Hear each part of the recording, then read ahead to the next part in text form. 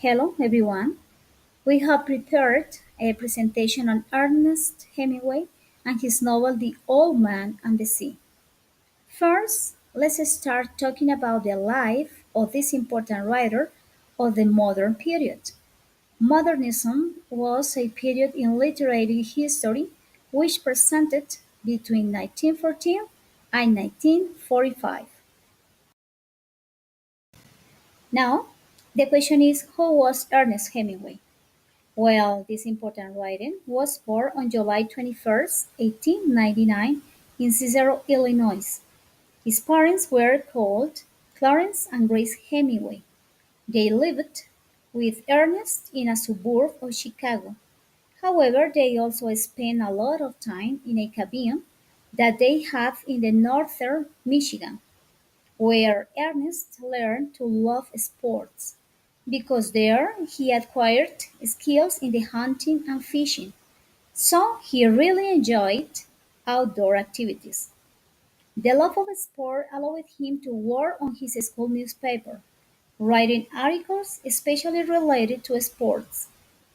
When Ernest Hemingway graduated from high school, he started working as a reporter for the Kansas City Star. The experiences that he got there served to define the style of his writings. It was a prose style. Sometime later, Hemingway returned to the United States and began working at the Toronto Star, where he wrote more than 80 articles. Around the year 1918, Ernest Hemingway decided to leave his job as a reporter and join the ranks of the Italian army, and served as an ambulance driver in World War One. His good work was awarded the Italian Silver Medal in honor of his bravery. Now let's talk a little about his sentimental life and his literary success. In 1922, Ernest Hemingway married Hallie Richardson. After the wedding, they decided to live in Paris, where Hemingway found work as a foreign correspondent. In 1923, several of Hemingway's poems and stories were accepted for publication in two American literary magazines, one of them called Poetry and the other The Little Review. In this same year, Hemingway's first book, entitled Three Stories and Ten Poems, was published by American publisher in Paris. Hemingway would divorce his wife Hallie because he was unfaithful to her with a woman named Pauline Pfeiffer, who became his second wife some time later. For his second marriage, a son was born in June 1928 in Kansas City. Hemingway finished his famous novel of the First World War One, A Farewell to Arms, securing his lasting place in the literary canon. 6 months after his son was born, Hemingway received the news of the death of his father, who had decided to commit suicide because of his financial and health problems.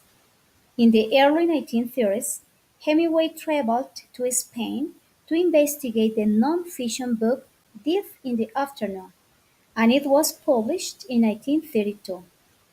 In December 1939, Hemingway got divorced again and later he married Martha Helford in November 1940.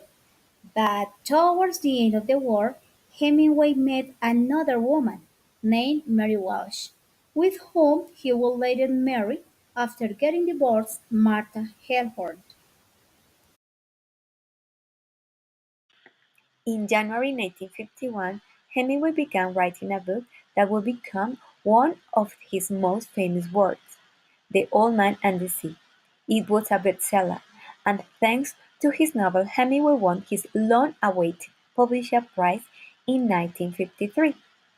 In 1954, Hemingway received the most important Nobel Prize in Literature of his career. In January 1959, Hemingway moved from Cuba to Ketchum, Idaho. He, with almost 60 years of age, begins to see the negative result of his addiction to alcohol, reflected in problems with his high blood pressure that forced him to intern in a hospital in November 1960, where he was treated due to his physical and mental problems. On July 2, 1961, Hemingway shot himself in the head at his home in Ketchum, and unfortunately he died instantly. Now, it's time to talk about his writing style. Hemingway developed a type of writing that he called the iceberg principle. Why this name? Because it was believed that a simple writing well performed could hide great truths, in the same way as the tip of an iceberg suggests the existence of a large frozen mass that is under the water. This style of writing consists of omitting a lot of the content of a writing, so that readers explore it through their logical thinking and imagination. This style was evidenced in A Farewell to Arms, where much of its content was omitted. Hemingway's style had some similarities to other modernist writers. It was a reaction against the more elaborate, turgid style of the 19th century. Hemingway's writing was direct and minimalist, often leaving things unstated, but at the same time profoundly moving for bringing the reader into the heart of the story and experience. He was noted both for the intense masculinity of his writing and for his adventurous and widely published life. His accent and lucid prose style exerted a powerful influence on American and British fiction in the 20th century.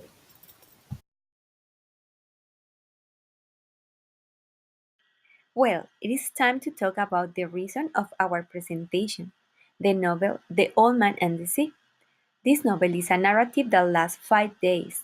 Its protagonist is an old Cuban fisherman named Santiago, who has not been able to catch anything almost 3 months, to be exact, in 84 days. Santiago had a friend called Manolin, a boy whom he loved very much because he had always trusted him, but the parents of Manolin forced him to find another boat to work on and he was forced to get away from his admired friend, the old man Santiago. In spite of the fact that Manolin continued bringing to Santiago food and something to drink. Despite his bad days of fishing, Santiago never lost hope and his beautiful blue eyes reflected his joy and hope that better days will come. One day, after sharing a coffee with Manolin, Santiago told the child that he planned to start a trip on his boat to the high seas to see if he succeeds in fishing. The boy was who got him first bait for the hook, and the old man accepted the gift with humility. They loved speak about their likes such as baseball, and Santiago loved hearing news about his favorite player, the great DiMaggio. Santiago dreamed constantly with lions playing on the white beaches of Africa, an essence they saw from his boat when he was very young.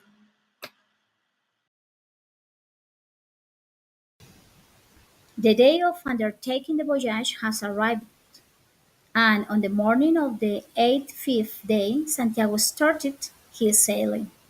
Santiago has slept well and is confident about the day's prospects.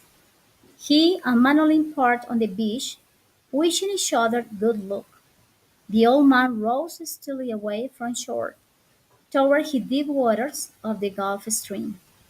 After a long time, Santiago started to develop the habit of talking to himself. Suddenly he saw a big fish far away, and he thought that he could catch it. In that moment, he took the bait and threw it using his hook. The great fish seen by Santiago was a marlin. After many attempts, Santiago feels respect, admiration, and brotherhood with the huge marlin. Finally, he could catch it and he tied up to his boat. When he started his return, a big shark appeared and bit the marlin. However, Santiago protected to his fish Marlin and killed the shark. On the way, many more sharks appeared trying to eat Marlin. Although Santiago tried with all his force to protect the big fish, shark ate it and they left only the bone of Marlin. Santiago feels sad because his fighting in order to protect his great fish was in vain. But he thought about DiMaggio to feel strong again. When Santiago arrived to his little house, he slept for a long time. When he woke up, his friend Manolin was waiting for him, and Santiago told him all about his adventure. Santiago said that the sharks had beaten him, and Manolin insisted that he would work with him again. Santiago felt happy to have someone to talk to.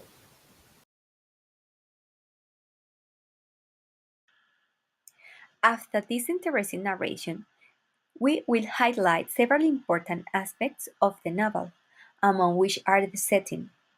The story takes place in a small village on Cuba's north coast, below the Tropic of Cancer and near the capital city of Havana.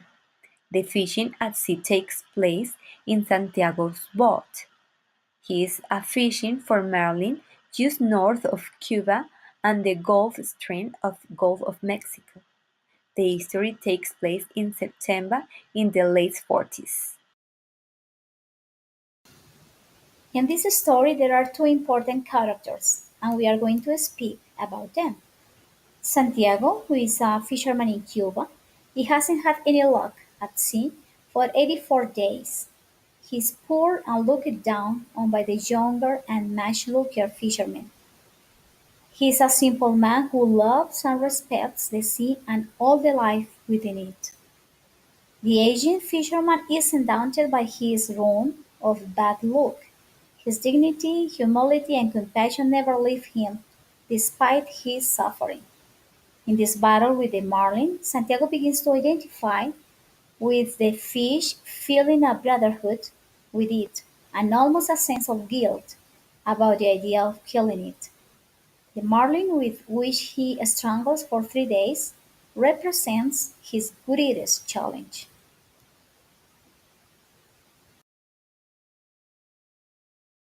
The other character is Manolin, a young Cuban boy whom Santiago teaches to fish. He becomes Santiago's fishing partner and fishes with the old man.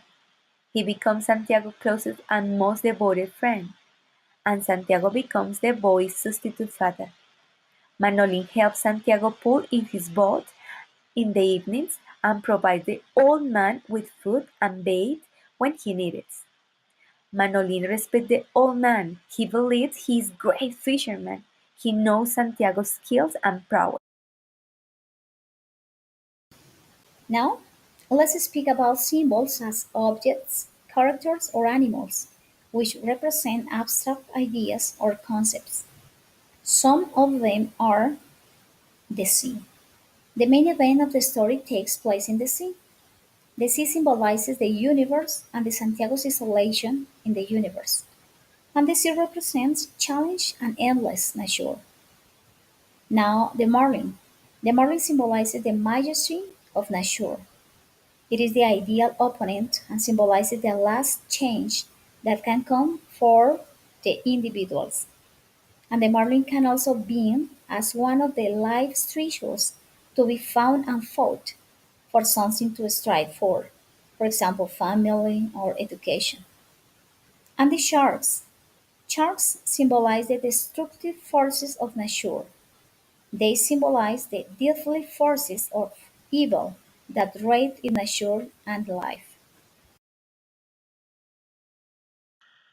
Another symbols are the lions. The lions in Santiago dreams representing his lost youth and his decreasing strength. They symbolize Santiago's childhood and his strength and pride when he was a young boy. Lions are strong creatures, predators, hunters, just as the old man hunts the marlin. DiMaggio. Santiago considers Joe DiMaggio unbeatable. The Maggio symbolizes the value of enduring through pain and suffering and a symbol of motivation for Santiago. He symbolizes perseverance and persistence as well as skill. Joe Di Maggio also represents hope that the old man has for Manolin. Di Maggio inspires him with leadership qualities and the determination to win, in spite of handicaps. The mast. The mast symbolizes the cross that Jesus Christ was forced to draw. The mask of the old man's chief is an allusion to the Christian cross, which in turn symbolizes pain and suffering for a greater good.